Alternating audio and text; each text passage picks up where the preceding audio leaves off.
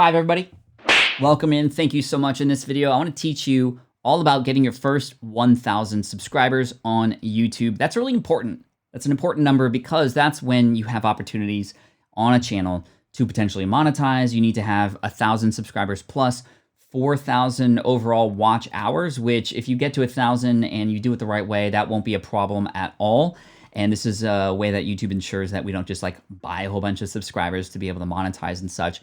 But there's a lot of ins and outs related to this. For some, it can happen sooner than later. For others, it might be a huge grind. And I wanted to give you some inspiration today, and I wanted to give you some tips and tricks to help you with your podcast growth. I have been on YouTube since 2009, so quite a while. But it wasn't until 2018 that I finally started to get serious about this. I started to attend events, to go to conferences, to learn everything I could, connecting with other creators here in the YouTube space. And I'm by far no number one expert on this stuff. There are so many other people who I'm going to give a shout out to a little bit later here in the conversation who you could also learn from. But I just wanted to give you my style, my thoughts, my opinions on this to better equip you to get to 1,000 subscribers. And of course, if you're beyond 1,000 subscribers, that's great. Let's get to your next 1,000, or let's double what you have now. So all that and more today on the Income Stream, episode 223. 223 days in a row. Thank you, Chad. I appreciate you. If you're here live with your friends, say hello. If you're watching the replay, hashtag team replay in the comments. Welcome to the Income Stream. This is the Income Stream to help you achieve your dream, all while we keep it clean. This is the Income Stream. It's the kind of show where you can come and go, but then you leave inspired with no fee required. The Income Stream with Pat Flynn. All right, YouTube growth. YouTube growth is what we're talking about today. Podcasting is on my mind though. Why? Because literally right before this started, I did a keynote presentation at Podcast Movement this morning, which was super fun. So if some of you were there and watched that, thanks for coming in here and watching this too. So yeah, podcasting, YouTube, multimedia, things beyond just typing. Typing, blogging is still around. It's still not dead. It won't ever die in my opinion. There's a lot of benefits to that. But YouTube in particular is a really cool place to get involved with, but it's a little bit scary. There's a lot of things that are happening here, from the algorithm to actually putting your face on camera potentially. I want to talk a little bit about my early days of YouTube and some of the stuff that helped me sort of get off the seat a little bit and finally start producing videos. Now, me being somebody who was an introvert, still am an introvert. I think I'm an extroverted introvert, if that makes sense. But it doesn't matter who you are. Your vibe attracts your tribe. And one thing I learned is that when you just put yourself out there for who you are, you're going to attract the right people. And sure, there might be people who just don't agree with you or don't like you for a certain reason, but guess what? That's not your target audience. Those are the people who you wouldn't be able to serve or do not want to be served by you anyway. So I would just keep pushing forward and being yourself. And it took me a while to find my stride and find my voice here on YouTube, but eventually I found it. I started getting comfortable and started to attract all the right kinds of people. Right? Just like the people here in the live chat who are awesome, and I'm so grateful for all of you for being here today. So we got Anything Cameras, Francis, Bernard, Ryan, Travis, Tim, let's get it. Dustin, high five everybody. Thank you. Appreciate you for that. So in the early days, to help me get off that sort of like, oh, I don't know if I can do this. I don't know if it's for me. Other people are way better than me. I mean, these are all kinds of things that we tell ourselves to stop ourselves from doing what we know we probably need to do. What really helped me was first just getting to create videos where I didn't need to put my face on. And that was the thing I was most worried about, like putting my face on camera. I just wasn't feeling comfortable about that. But there are tools out there that you can use to do screen flows. And there's actually a load of YouTube channels where you never even see the person's face at all. I actually did a video a long time ago that was titled, I think it was titled like 10 YouTube channels that never show their face on camera. From creators who never show their face on camera. So you don't have to put your face on camera. However, if you have a personal brand and you're trying to grow and you want to make a connection with your audience, something really does happen when you show up on screen and you are yourself, because people, when they consume content, kind of care sometimes about who it is on the other end, and they want to know who they're learning from. And that's where you can really start to make a real connection with people, right? I think the other thing that's important to start out with, and this is to avoid the same mistake that I made, is to have some sort of idea of the kind of audience that you want to build. And these subscribers, you want to make sure that you understand why they would continue to watch your videos. One of the struggles I had early on here in the channel was just creating all kinds of content about all kinds of different things, right? And so I would get a person to subscribe because of one video. For example, my most popular video is a video about how to create a slide presentation. And it has over 1.5 million views now, which is crazy. And people subscribe for that. But I guarantee you that when I come out with later my podcasting content or my how to do YouTube content or other things like that, it's kind of confusing for those subscribers because that's not what they subscribed from. That's not the kind of content they want. I don't have a theme. I didn't have a particular case for why people should continue to come back or even subscribe in the first place. So I think it's really important for us to understand and even visualize what's the kind of person that we want on the other end and why would they keep coming back. The more we hone in on that message and come up with that theme and that understanding, the more likely it is that we are going to attract the right kinds of subscribers. The cool thing about when you niche down like that is that you're able to understand then the kinds of videos to create to best help that particular audience. You can begin to uncover what the biggest questions are, and you can create videos to answer those questions. You can uncover stories that would be relatable and make an impact in those people's lives, right? So for me, it was very all over the place for a while. And now when I'm starting to create videos, even though I'm a little bit challenged because I do have a more general audience of podcasters / bloggers / videographers / young people / wiser older people / all these kinds of things, it's a struggle. It's why my channel, although I've been around for 9 years, why I don't have more than 500,000 or 1 million subscribers. It's been definitely a grind, but I'm still learning and I'm still growing with you. Now, I'm inspired by some of the stories I've heard recently from people like Mr. Beast. You might know Mr. Beast. I talked about him on the show the other day. I, in fact, got to meet Mr. Beast last year at Vid Summit, a conference that I always go to learn more about how to become a better YouTuber, plus connect with awesome people like Jimmy.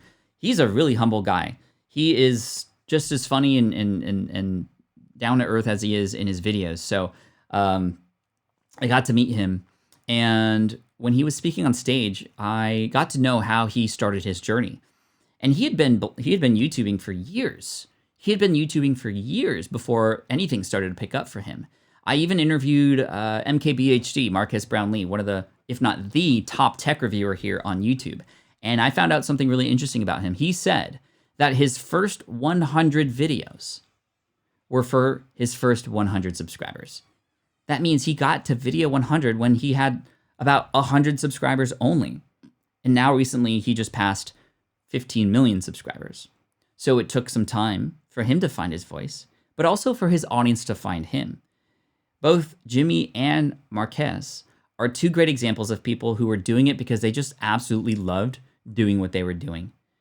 Jimmy, in fact, was so deeply passionate about what he was doing that in his senior year of high school, he created a video that was scheduled.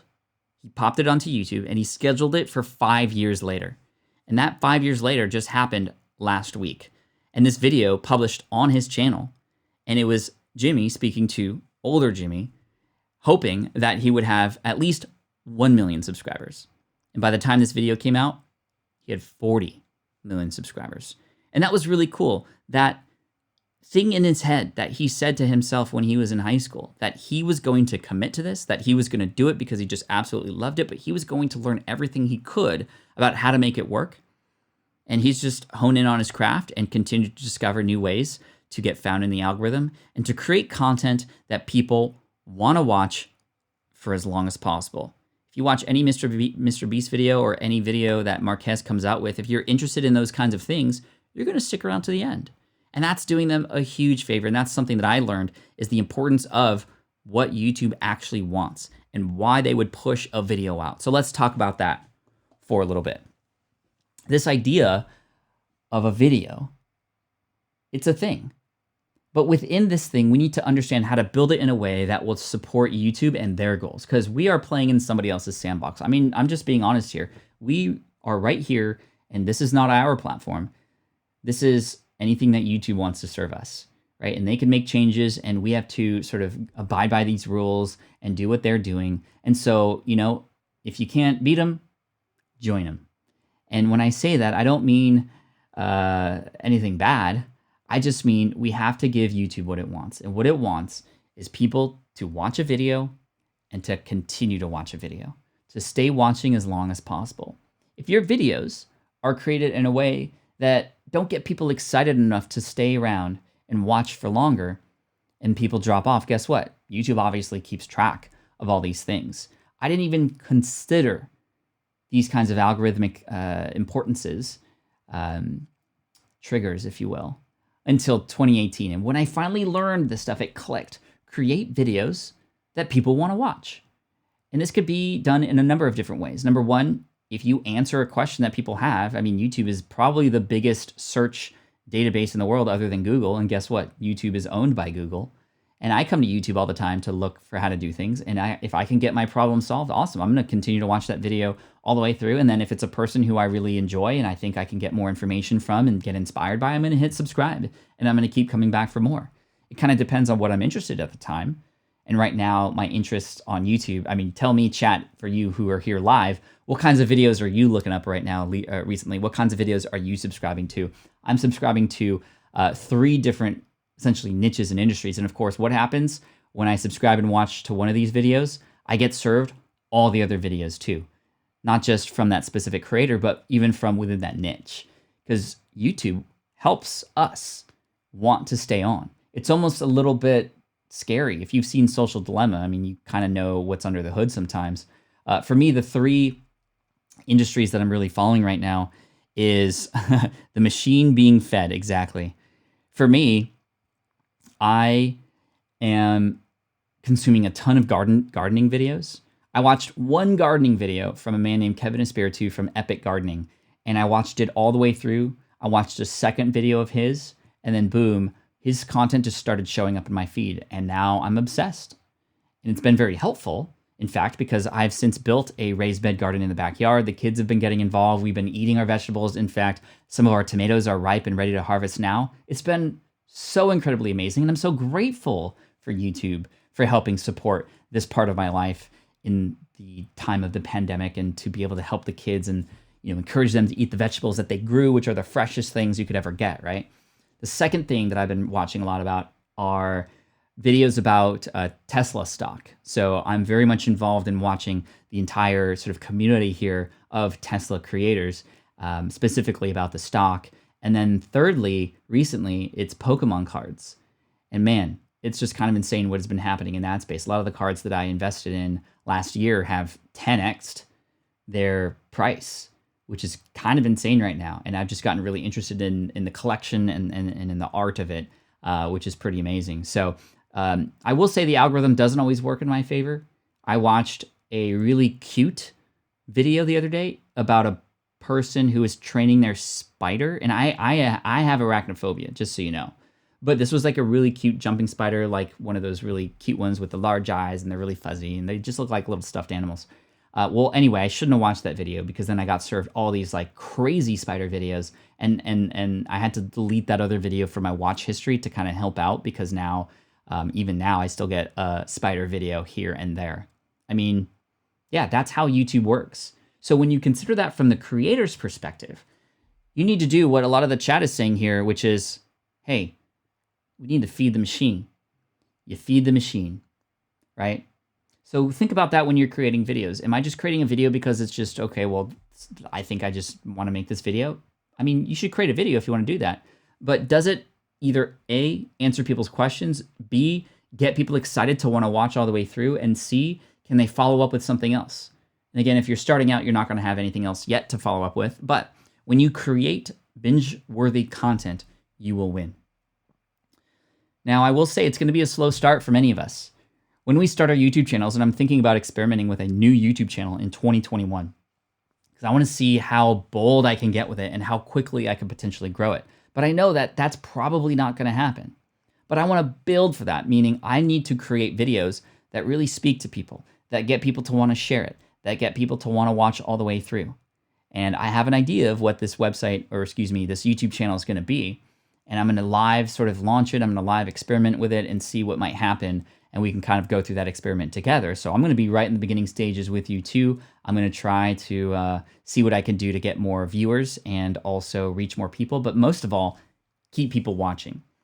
If you want to learn more about watch time in particular, episode 222, the one we did yesterday, which at one point had concurrently over 400 people watching live and now has over, even after a day, about 7,000 people watching. You can learn how to get more watch time from your audience. And we talk about all kinds of things like a really good hook at the beginning of your show, to a really clean and great title and thumbnail, to including pattern interrupts inside your videos, to creating movement and having things pop on the screen to create something visual to keep people watching. These kinds of things and more are, again, within episode 222. I'll link to it in the description below for those of you who are watching the replay. I don't have it there right now. I should have probably put it there. But hey, we need to do what we know our audience would love to watch, right? Now, I will say that there's going to be a time where you see a video and you're like, wow, that's a great idea. Let me try that. That seems to work for them. And you try it, you execute it, and then it bombs. It doesn't do anything. And that's happened to me too. YouTube is, on your road to 1,000 subscribers, a place to experiment. Not every video has to do well. And I promise you, there's going to be times, chat, let me know if this has happened with you. You spend this time creating a piece of content like a video. You're so sure that this is going to do well because you've done all the research, you've done all the right things, you put all the things in there. Then you pop it onto YouTube and it's crickets. It doesn't go anywhere. I'll tell you, this happens more often than not. And it can be disheartening. It can be absolutely deflating because you put all this time and effort. But on the other hand, you might just like on whim create a video. It's not even very produced. You just kind of talk about something that seems to be on top of people's mind right now just to get it out there. And because you did that, even though it's a raw sort of video, you pop it onto YouTube, you have a title with a keyword, and it starts to pick up in the algorithm, and then you get tens of thousands of views literally in a day or two. And you're just like, what the heck? That's kind of cool, but also disheartening because you're like, well, what about the other videos where I spent most of my time? YouTube is finicky like that. And I think over time, you're going to have to understand that some videos are going to work for you and some videos are not going to work for you. And it's not your fault. That's the other thing. Sometimes when I post a video and I don't get a lot of viewers, it can also be disheartening when you have a lot of subscribers and then you see literally like less than 1% of your audience watches it. I mean, this happens in my channel quite often because, again, my subscribership, they don't necessarily know what's coming next. And I think that's not a problem, but that's just where I'm at here. I want to create a YouTube channel from scratch where I know that every video will speak to that subscriber. Every subscriber will want to, just like they do with my podcast, look forward to the next episode or the next video. And that's what I'm missing here on this particular channel, outside of the super fans who are here, many of you who are here in the chat. And I, again, appreciate you for that because I think it's more than just about the topics that we talk about. It's about the inspiration, the motivation, the connection we have, the community supporting each other. I mean, that's important too. But again, over time, it's going to take some time. It's going to be a slow grind to start in most cases. Now, let me tell you a story about another YouTuber who just came on the scene recently. His name is SMR, or Stephen Mark Ryan, from Solving the Money Problem. I think it was 2018, maybe it was early 2019. I can't remember exactly when it was. But Tesla had just announced their Cybertruck. And I know you've seen this story because, or I know you know what a Cybertruck is most likely because you've probably seen the story of Elon throwing a steel ball at the window and it shattering after saying that the window was not going to shatter. It was just a lot of things went wrong in that presentation. Well, everybody was talking about how ugly this car looked. Everybody was talking about just how absolutely dreadful this presentation was and how Tesla was doomed to fail. But Stephen Mark Ryan created a video that took advantage of it's called newsjacking, essentially, taking what everybody else is talking about and creating a different spin on it, something that is eye-catching and bold. So he created a video. His very first video that he created was Tesla's Cybertruck will make them billions, right? Billions. Oh, no music for the story time. Sorry. There we go. So Tesla's Cybertruck will make them billions. So that, number one, eye-catching headline. He had a really interesting thumbnail with some blue tint on it with the Cybertruck and money. So it made you go, whoa, everybody's talking about how the Cybertruck is just going to be absolutely terrible. But here's this video about why it will make them billions. And of course, he delivered. He had some really good footage. It was all B-roll, but he was talking about the master plan that Tesla had, how the Cybertruck fit into it, and exactly what the data was going to say about if they were to sell this, what it would be like. And of course, he used data that people could not disprove related to a lot of the pre-orders that were coming in. And he did the calculations over time. And now guess what? They're building a factory in Austin right now to produce Cybertrucks. Like, this is actually going to happen. And it's interesting because Stephen Mark Ryan, that video, within 4 days, had over 800,000 views. And within 4 days, he had over 10,000 subscribers.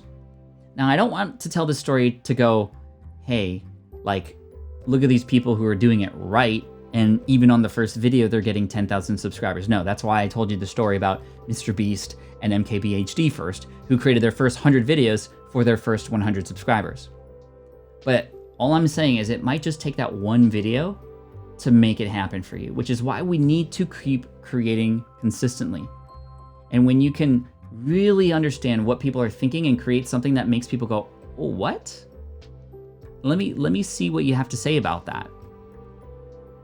It can actually do you some good. Adler says, I agree with SMR. Lisa says, secretly, I always wanted the Tesla truck. Discover Ignite says, wow. He also added to the mystique by putting hidden genius in parentheses. Yes, you were right, Brian. I'm glad. Thank you for that. So he knew kind of what was happening. And he decided to go, you know what? I need to step up. And he really believed it. He didn't do this for the algorithm. He did this because he knew he needed to capture people's attention. And that's a very smart thing that all of us need to do a better job at, and something that I'm even still honing in on myself. And that is, when you consider how people find your videos, guess what? It's within a sea of other videos. So I cannot stress as much as I cannot stress this enough. The importance of, especially when you're just starting out, let's try to take advantage of all the tools that you have access to make a great thumbnail. You can use tools like Canva to create something. And again, remember, this thumbnail of yours will be in a sea of thumbnails.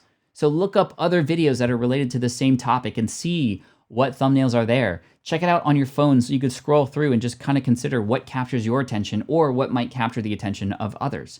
And a title that makes you go, huh? Oh, I need to click on that. Or wow, no way, let me see what happens. When you can hone in on that, that's going to do you some great good, and you're going to be able to grow you're going to be able to grow much faster as a result. I would say 10, even 100 times faster than if you were to just pop on videos up there, use the screenshots that YouTube offers you, and just not really care about the title at all. All right? All right. Hello, Jorge. Great to see you here. Esther says, I make videos daily, been researching about my target audience needs. Great. Awesome. Love Canva. So great, says the SketchUp Essentials. I agree. Canva is a fantastic tool. The cool thing is you don't necessarily need to pay to have access to things that if you pay for them, you will be successful. In fact, you have access to these things already. I don't want you to feel like you need to invest in all the most expensive tools in order to succeed too. We don't need to do that, right? You likely have access to your phone and maybe a microphone, and even that you don't even need. It can help you for sure. But I think a lot of us creators, especially when we first start out, we're like, okay, what are all the pros doing? I want all those tools so I can be a pro too.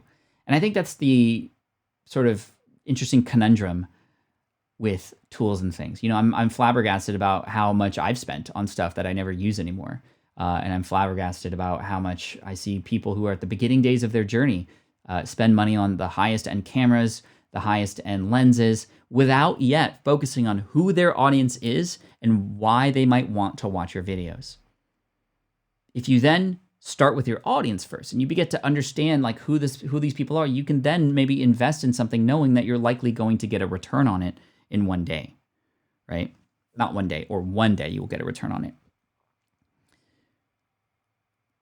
Cool. LOL, Connie, you are too silly, Grandma Goody Bible Stories. I don't know what you guys are talking about, but I love y'all. Thank you. High five, high five. Appreciate that. Okay, that was a weak high five. There we go. I was doing some fun stuff with the, this is the other thing, and this, there's actually a lesson in my silliness here, is that you just, again, need to be yourself in your videos. I think that if you create videos trying to be like others, like we've seen people who are here on YouTube who have to wear flashy clothes and they have to throw money around and they are renting Lamborghinis and mansions and stuff. Cool. You're going to attract people doing that. But are you going to attract the right people?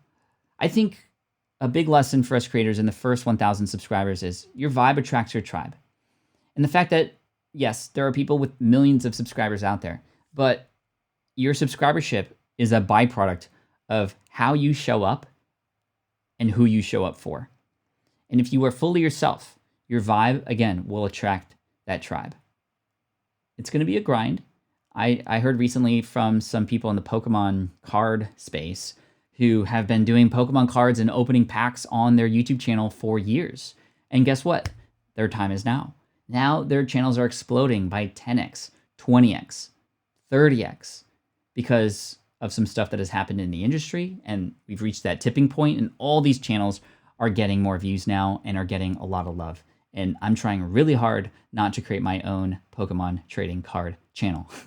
But anyway, going back to silliness, I just was doing this thing with my sound effects,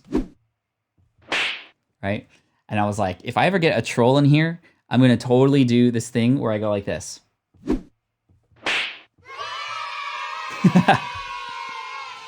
Sorry, anyway, I don't want to be violent here, but there's no room for trolls in here. Cool. So let's talk more about what we can do to grow to 1,000 subscribers sooner than later. Another cool thing that I've learned after doing research and actually just getting involved with a lot of these different spaces where I have been getting sucked into these rabbit holes and the algorithm has been, and the machine has been working for me, is this idea of community. Not just with you and your audience, but with other people who are in the same realm as you here on YouTube. I even went to a conference called Vid Summit, that's where I met Jimmy. But 2 years ago when I first went there, I was watching a conversation that Sarah Dietschy was having on stage with somebody. And she was talking about the importance of collaboration, or for short, collabs, right?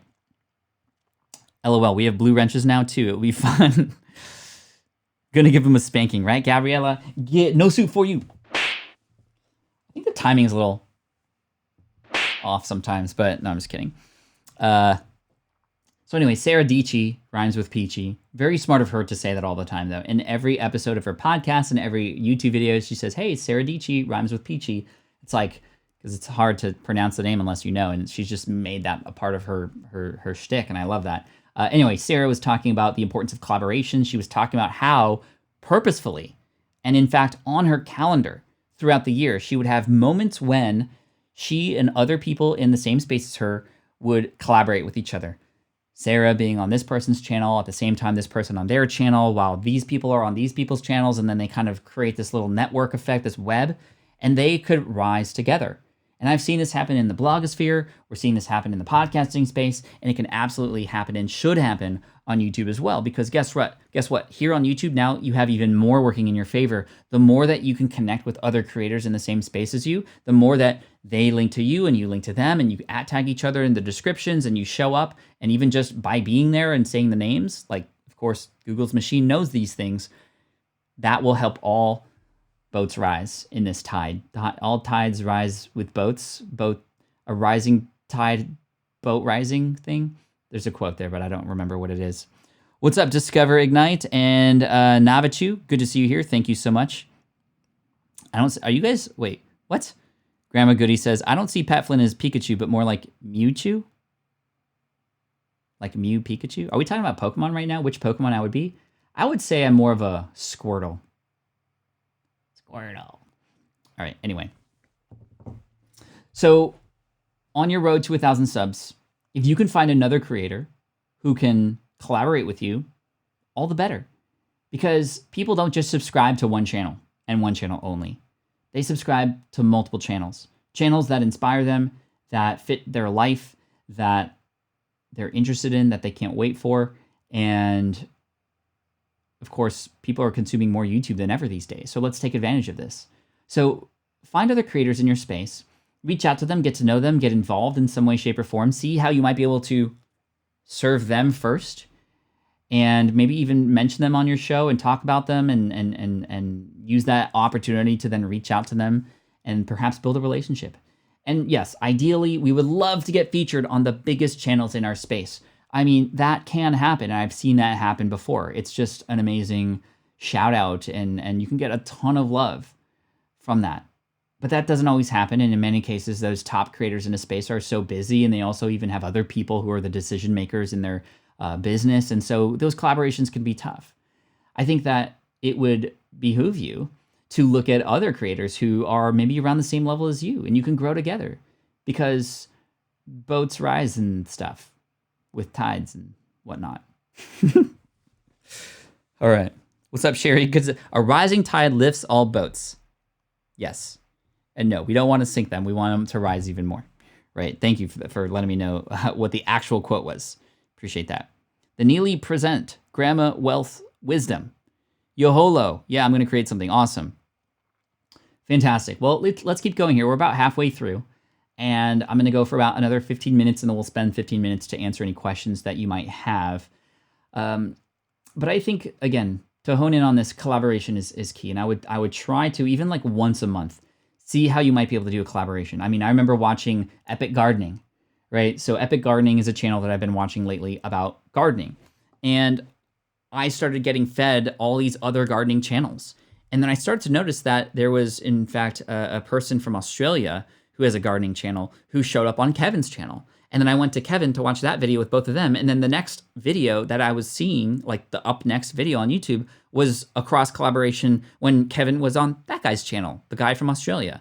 And it was a really cool collaboration. And in fact, they weren't even in person with each other because we're on opposite sides of the world. Kevin lives close to me here in San Diego, and I've got to meet him in person recently, which was really cool. He hooked me up with some really cool dragon fruit, which was awesome.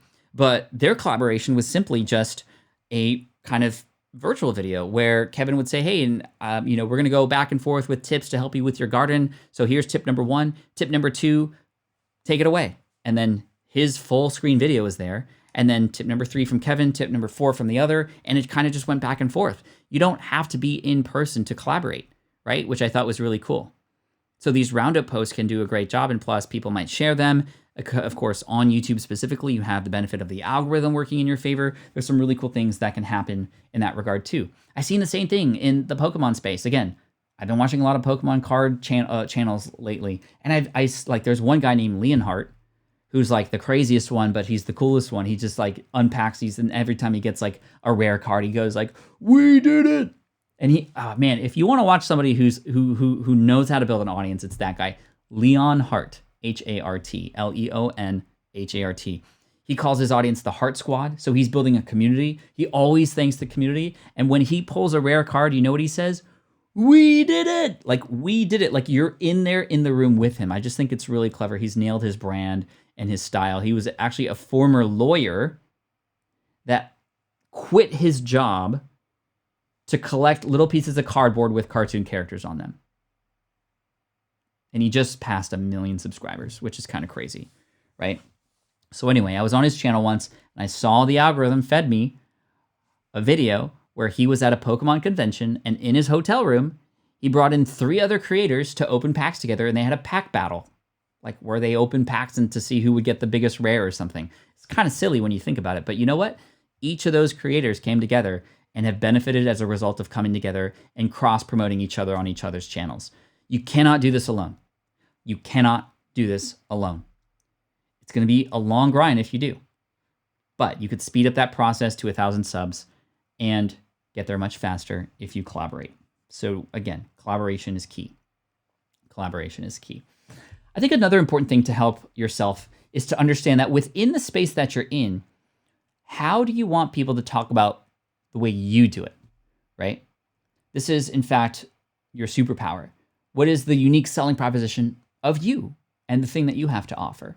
So in the space that you're in, when you consider you not being there, but other people talking about you, people talking about your YouTube channel, people talking about your brand, how do you want them, what do you think they're going to say? We've run this exercise before with a lot of people here on the YouTube channel. Every weekend, I do some YouTube channel and website reviews, and this comes up quite a bit. I want you to think about, in regards to your YouTube channel, how you want others to share it with others. Because people don't share things that don't have a reason to be shared. Let me say that one more time. People don't share things that don't have a reason to be shared. when you can consider how those people will in fact share your stuff, you can uncover what is the unique ability, what is the unique superpower that you have to offer to this space, right? I saw a video recently from Chalene Johnson. Chalene has been on the show here before, in fact. By the way, we have another special guest coming in tomorrow, so look forward to that. Nobody here has yet guessed who this person is, so I'm really excited to reveal this person to you, and a big reveal that we have together to share with you. Something brand new that's coming out that we're really excited to sort of co-launch together. I guess that's your clue, right? That's your clue. Love to hear it, says Esther.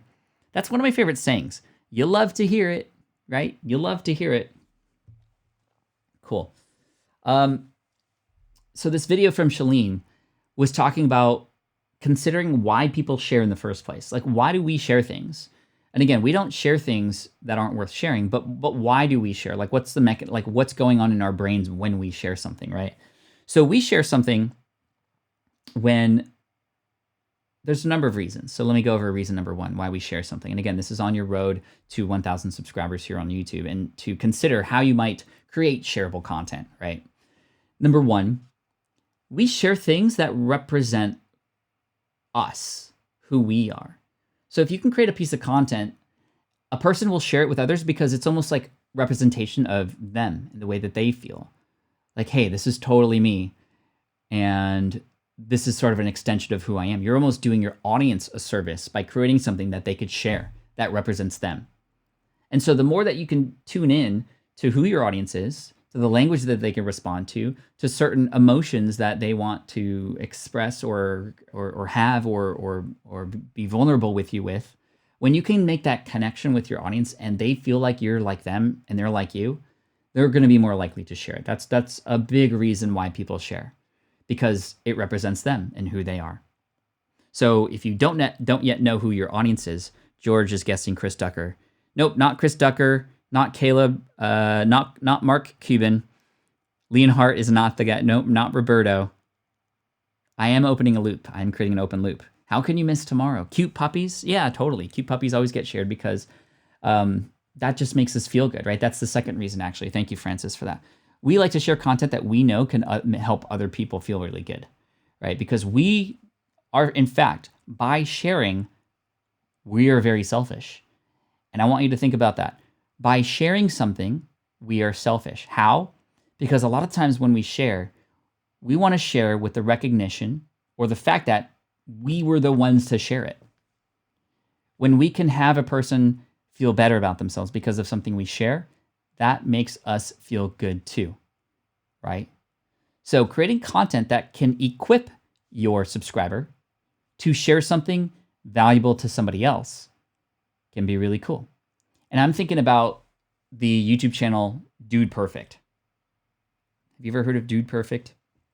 Dude Perfect is one of those viral channels because just they do these crazy trick shots, and they have this giant facility with all these different sports related things, and they do all these fancy shots and just kind of unbelievable things, to be honest, like throwing a CD across the room and having it go into the Xbox from, 20 feet away, like things like that. Obviously, it never happens on the first take, or very rarely likely, and they have a ton of bloopers, I'm sure. But these are very shareable videos. Why? Not just because they're fun little tricks, but because when you share it with somebody else, they get stoked on it. They're blown away. And you get the credit, whether they say it or not. You feel good that you were the one to share it with others.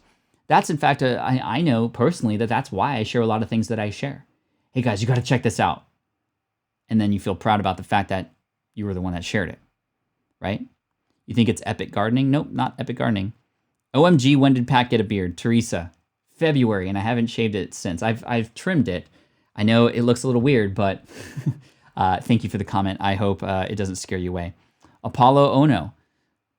Good guess. Good guess. Fun fact, Apollo reached out to me on Twitter recently to learn about podcasting. So look out for that. But no, it's not Apollo Ono. He and I had a chat together. I was fanboying a little bit because we watched him as a kid. My wife and I both watched him, not together, but when he was in the Olympics, 13, 10 maybe, gold medals. And my wife was freaking out. April was like, oh my God, you get to talk to Apollo. And then like whenever I talk about it, I'm like, oh yeah, my buddy Apollo. And she's like, you're not friends with him. And I'm like, kind of. Like I helped him with his podcast a little bit. But I always say that just kind of like, anyway, I brought her in the room. She met him and the kids met him too. He's really cool. Is your guest Elon? Dogs are the best friends. That would be amazing. Sean Cannell, nope.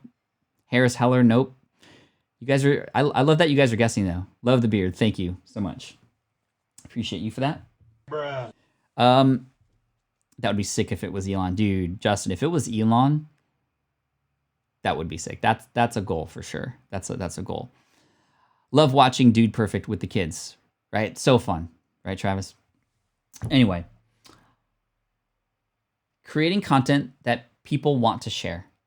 That's kind of what we're talking about. People want to share because it represents them. Hey, this is who I am. A lot of things that get retweeted, it's as if we're saying them ourselves, right? Same thing happens with sharing with videos. If you can share something, a moment, something that's relatable, then a person is likely to share it with other people who might benefit and relate to that same content too. So this is, again, why when you're focusing on your first 1,000 subscribers, focusing in on a certain group of people to help them understand that each video that you come out with is worth coming back to, that it's worth subscribing on this one, that it's worth sharing these videos with others to bring people into the community. That's how you can grow.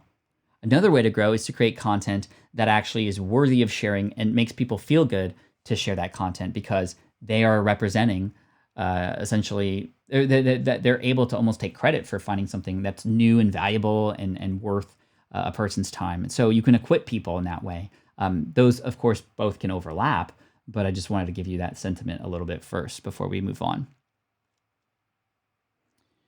New to Pie says, who is this loser? Hey man, I don't know what's going on in your day, but if you need some help, I'm here for you. It takes a certain kind of person who's gone through a lot of hurt to come onto a live stream from somebody who is teaching and helping and bringing a community in to say things like that. So I know you might be going through some stuff and some struggles, but if there's anything I can do to help you, let me know. You can reach out to me, pat@patflynn.com. But for right now, I'm going to, actually, the banhammer has been put on you. And you know, sometimes we need a little bit of a slap to understand that maybe the behavior that we have is actually not going to help us. So whatever it is that your goals are, I just hope you achieve them. And if you need some help, myself and the community, we're here for you. But you have to respect the community first. So again, thank you. Okay, get a sound effect for that. How much can you earn from YouTube? Forget the subs. I mean, honestly, there are people with less than 1,000 subscribers who are making 6 figures. And thank you for sharing that because this is my final point here as we get into the end. And that's this idea that sub counts, although important, because we want to trend upward. And of course, that specific number, 1,000, is really key for helping us understand that, okay, that's where we can start to monetize that plus 4,000 watch time hours. Hey, you can start monetizing your channel with AdSense and things like that. Like that's really cool. But it's just a number.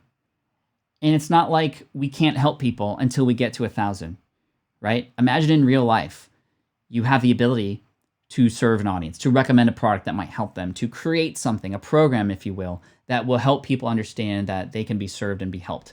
But you say this, imagine you say this, hey, you know what? I would love to help you, but I don't have 1,000 subscribers yet, so you're gonna have to wait. That doesn't make any sense. That's crazy. That deserves a... just like that other guy, right? So, Cinderella says, you dude are one cool. Are you single? Far from it. Happily married, but thank you so much. Can I have a shout out? Clovis. What's up, Clovis? Good to see you here. Bear Meets Life. What's up? Cooking with Saso Ma. Great to see you. Thank you for being here. Common Sense Philosophy. Welcome. George, thank you. So is your guest tomorrow someone from your green room? It is not. It is not. Kim, love the way you handle people who make rude comments. You're awesome. Thank you. Cool. Kill them with kindness, baby. That's what I'm talking about. That's what I'm talking about. All right. There was an article that I read in... Actually, let me go here. So there was an article I read in 2007. This was about a year... this was as things were happening in the recession and as I was very close to getting laid off. I read this article in 2008, but it was written in 2006 or 2007. It was from a man named Kevin Kelly. And he wrote this article called 1,000 True Fans. And this is where I wanted to end. I thought it was quite cool that this article called 1,000 True Fans, and subscribership on YouTube to monetize is 1,000 subscribers. So I thought that was really cool. This article was about the idea that you don't need to have a blockbuster hit. You don't need millions of subscribers, millions of views, millions of people in your audience, millions of followers in order to have something successful. You just need 1,000 true fans. A true fan being, or a super fan, if you will, somebody who, let's say you're a musician. I mean, they are somebody who would drive 8 hours to listen to you and then wait backstage because they want to get a selfie with you. And it would make their day. It would make their year if that happened. A super fan is somebody who, if you're a business and you have a product, they're going to go straight to the sales page to buy it. They're not going to read it. They already know they want to support you and get the thing that you have to offer. If you're a YouTuber, they are there to comment first on every single video because they want to be seen in your community, right? They show up to every live. That's a true fan, a super fan. And Kevin Kelly's thesis is this: you just need 1,000 of them. Because if you imagine, for example, a true fan, somebody who, for example, would support your cause, your mission, your art, your craft, whatever it is, with just $100 a year. $100 a year, that's less than $10 a month to support something that they are a fan of. And of course, people who are fans of things often spend way more money, right? I mean, I know I do for things like Back to the Future. But let's do the math here. 1,000 people times $100 a year equals 6 figures, $100,000. 1,000 people, and guess what? 1,000 people is one fan a day for less than 3 years. One fan a day for less than 3 years. So when you consider that versus, I'm going to invest in my stock portfolio and retirement accounts and then enjoy life at 65. In less than 3 years, you could have a successful business. And in fact, this can happen much sooner with a lot of the things that we talked about today. And so although you might need to get to 1,000 subscribers here on YouTube to monetize, you don't and shouldn't need to wait to that point to start building fans, to start understanding what the pains and problems of your target audience are, to be able to serve them with recommendations like affiliate marketing, where you can recommend products and get paid for that, whether it's from Amazon or other programs, anything that you know that can help your audience. You can do that right from the start. You don't have to wait to 1,000 for things to happen. So if you are in fact just starting out and you have less than 100 subscribers, get to know who those subscribers are. What are their pains? What are their problems? What do they might need help with? This is where we can begin to understand how to actually talk to our audience, the language that they can respond to, and what would actually serve them. Serve first, right? So then what can happen is before you get to 1,000, you can already begin to start monetizing. And as a byproduct of honing in on who your audience is and building for true fans like this, guess what's going to happen? You're going to exponentially grow your subscriber list anyway. You're going to get to 1,000 much sooner. If you focus on building for those experiences and creating content that's shareable and worthy and exactly relatable to your audience, you're going to get to 1,000 in no time when you stop thinking about getting to 1,000 subscribers. And that's the end of my story. This is some food for thought here. Thank you. Pat genuinely gives amazing advice. Thank you, Justin. How about lighting effects and puppets, backgrounds cluttered? Okay, puppets optional, sound effects good. How about costumes, maybe animation? Yeah, I mean, you can do sound effects, costumes, and things like that. Right? I'm not going to put it on. I have to put it on sideways, right? Whatever, just be yourself, right? Just be yourself. Yo, for those of you offering thumbs downs, thank you for helping with the algorithm anyway. It still helps. And I just hope you have a better day. Just hope you have a better day. What did my castle life say? I lost quite a bit of money in 2008 from my 401k. Don't put all of your eggs in one basket. Watching all the way from Washington State. Hello, I'm new here, but I love to hear what you have to say with good vibe. Thank you, Happy Meal. Love the name of your channel, by the way. Happy Meal Blog TV. Tell us a little bit about what you do there. This is awesome. Thank you, Teacher. Teacher Can TV. Justin, a lot of new people watching today. I appreciate you for that. Just thank you so much for your time today. What questions might you have? We have about 9 minutes left before I have to go on a call. This call, I'm really excited about that's happening very soon. I'll wait for your questions to come in. If you have a question, type in the word question in all caps, followed by your question, and I'll do what I can to answer as many of them as I can here for you today as we finish up. But if you haven't yet done so, hook me up with a thumbs up and hit that subscribe button if you haven't already, and that bell notification icon so you can get more information like this in your feed moving forward. Thank you so much for all of that. And yeah, we did it. We did it. You can get to 1,000 subs, but you don't have to in order to still find success. That's the big lesson there at the end. Great stuff, Pat, from Ted. I haven't been able to tune in for a while, but nice to see you again. Nice to see you too, Ted. I appreciate you. Your commitment and consistency is legendary. Hey, I'm just being here to show up because I'm paying it forward. A lot of people showed up for me when I first started back in 08 and 09, and I have them to thank, and I know I want to be a part of your story. I want you to 10 years down the road go, man, I remember that guy, Pat Flynn. He went live every day that year during the pandemic, and that really helped me out. That's what I'm thinking about. And I know if I can do that, the growth will happen, all that stuff for all of us. If you've already done it and you're still talking, all that I'm saying is podcast episodes need to be as long as they need to be to accomplish the goal of the episode, right? I remember when I first started my show, I tried to get to exactly 26 minutes because I was like, ooh, that's how long television shows are, and that's like the attention span of most Americans, et cetera, et cetera, et cetera. And I was like, I did my first interview and we were already 25 minutes in, and we haven't even gotten to the meat of the content yet. And it didn't mean I was slow to get there. We were having a great conversation, learning a bunch of things, but the whole purpose of the episode was to uncover the stuff that this person learned and for them to tell their story. So it would have been bad to just go, oh, sorry, we're at the end of our time here, right? Keep it going until you deliver. And then, of course, there were other episodes where I was just recording a solo episode and I got 15 minutes in. I'd said everything I needed to say. Should I keep speaking for 10 minutes just to hit 26 minutes? 11 minutes? I can do math. No. You end there and you go, you know what? That's all I need to say. It's more powerful that way. There's less fluff. Save the fluff for the bunnies, right? Pat Demick says, Tim, you're hilarious. Questions: what episodes of yours, if available, help with YouTube video titles?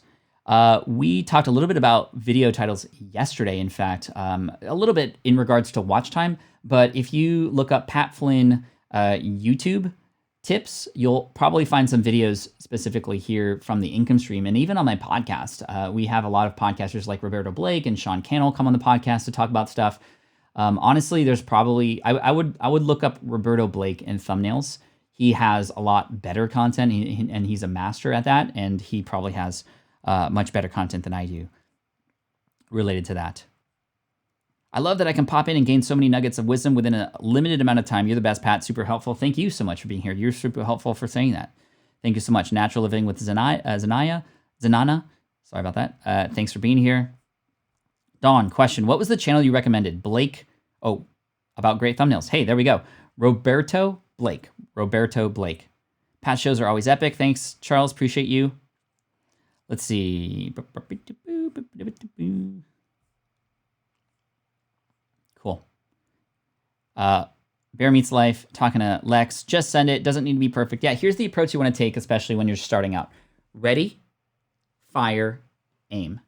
Ready, fire, aim. Not ready, aim, fire. Because sometimes especially we entrepreneurs and creators, we aim, and we aim, and we aim, and we aim, and we aim, and we never fire. And aiming doesn't matter unless you pull the trigger, right? Send it. Just ship it. But don't just ship it and then go on to the next one. Just ship it and pay attention to, in that video, where are people dropping off? How is the hook? Did it actually retain people early on? Or in the middle when people started to drop off? When did that happen? What did you say then? Right? This is where we now aim after we fire. You can't get better unless you pull the trigger and unless you publish, right? So use that opportunity to fail and make mistakes to grow. That's where true growth comes from failure, from making mistakes. So as you put yourself out there in the world, you're going to attract also, this is the last thing I'll say. We had a troll in here earlier and then we slapped him away. And when you put yourself out there, you're going to attract some trolls. You're going to attract some trolls. And the key thing to remember about these people, these haters, is that oftentimes the hate comes from because they have been hurt. Hurt people hurt people. And so all I can do is empathize with those people and try to understand why they might need help and what has happened. A lot of times we creators, we get put into a bucket because other people have been served in a not so great way. So we just get put alongside them when they don't even know who we are. And it would just not make sense for you to get so upset about somebody who doesn't even know who you are exactly, right? The only logical answer to this question of why are they hateful on you is because there's got to be something going on in their lives too. And I almost quit one day because of a hater. Like literally dropped my entire business, was going to go back to architecture because of it. I'm so thankful that I had friends and colleagues who stepped up to help put me back on the right track. And it was when I realized that every second I wasted on this hater was a second that I was taking away from people who needed me, who needed my help, who appreciated what I was doing. That's when everything changed for me. And it's not necessarily about growing a thick skin. I think it's just about the idea that you need to understand where these people are coming from, right? Now, for the purposes of the YouTube channel here, when there's a hater, I mean, it's like entertainment more than anything, which is why I converse here. Typically, they're in your home. They weren't invited to come around and cause havoc, so you don't have to waste time on them. Cool. Happy Meal Blog TV. Nice one, brother. I do also help people to be monetized just to help. Awesome. Thank you so much for the super chat. Happy Meal Blog TV. Check out their channel. Question from Alex. If I'm creating a coding for kids course, who should I target market, kids or their parents? It depends. What are your ultimate goals with this? I think you could potentially target both or have some information for both within a video, but you have to really hone in on that.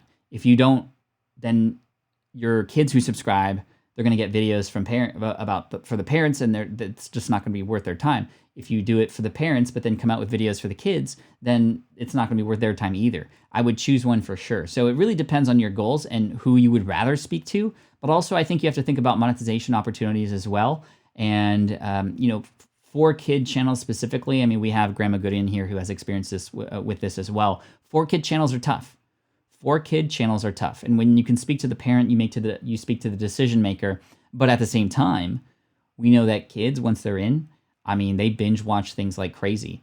But you lose a lot of features having videos that are specific to kids because you have to mark that as such for COPA, the Child Online Protection Act, and things like that. So anyway, that's definitely another conversation for later, but hopefully that helps you for sure. Anyway, chat. Oh, Fister, really quick. Can your tips also work on Twitch? Yeah, oh, absolutely. I mean, I would definitely follow Harris Heller for tips for streaming and for Twitch specifically. I have a Twitch channel with my kids where we stream and play games, and that's been a lot of fun. The one thing that I know Harris says more than anything is if you want to grow your Twitch channel, take microclips and pop them onto YouTube. YouTube can be the growth channel for you for your Twitch stream. And then, in fact, that's really important because Twitch's algorithm doesn't do a good job, but you can take advantage of YouTube's algorithm to help you grow on Twitch as well. So anyway, chat, thank you so much for today. I appreciate you. This was awesome, and I'm very, very thankful that I had the opportunity and we were able to connect today, whether you're watching live or the replay, to help you grow to 1,000 subs. And remember, it's not just about 1,000 subs. It's about the individual humans that are there on the other end who do make up that number. And even at 1 subscriber, you should be focusing on who they are, what they might need help with, and creating videos to support them, shareable things that will help you grow your base as a result too. So thank you so much for coming in today. I look forward to coming in with you tomorrow. Let me go grab the calendar so I can share with you exactly what time that is going to be. Tomorrow we are on at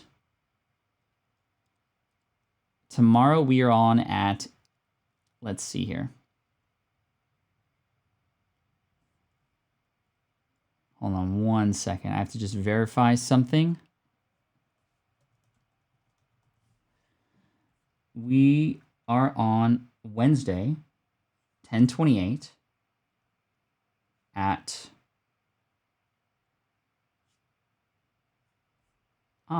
interesting. 10 a.m. Pacific. We're going a little bit later. So not like 24 and a half hours from now. So 10 a.m. Pacific, because that's when our special guest was able to come in. 10 a.m. Pacific, 1 o'clock Eastern, and there we go. So it is after my mastermind calls and things, but that's our time. 10 a.m. Pacific, 1 p.m. Eastern. There we go. Anyway, chat, thank you so much. I appreciate you. And as always, Team Flynn for the win. Hit that subscribe button if you haven't already. We'd love to hook you up with more content like this. And have a great day. I'll see you tomorrow at 10 a.m. Pacific. This is the income stream to help help you achieve your dream, all while we keep it clean. This is the income stream. It's the kind of show where you can come and go, but then you leave inspired with no fee required. The income stream with Pat Flynn. Thanks everybody for coming in today, spending time with me. Whether you're new, hit that subscribe button. Great to meet you. And if you're coming back again for some more, can't thank you enough. I'm so grateful to be able to wake up every day and do this with you. Day 223. Let's keep going. Peace out, y'all. Bruh.